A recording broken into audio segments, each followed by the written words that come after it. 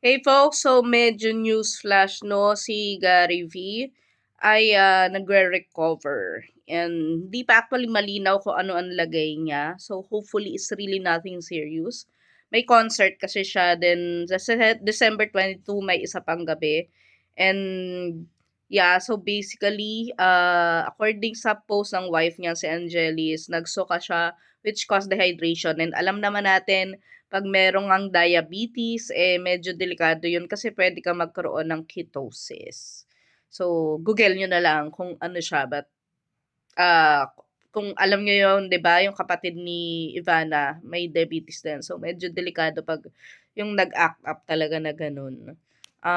Anyways, according sa mga nakapanood kagabi nung concert na directed by Paolo Valenciano is nag-perform siya, meron pa siyang suwero sa kamay.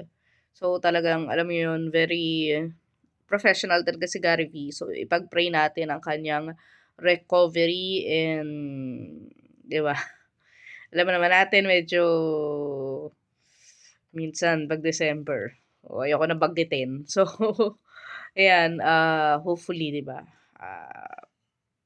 okey, well, if ever hindi man matuloy yung I think second day nila yun or something sa 22, at least sana hindi talaga serious yung kalagayan ni Gary V.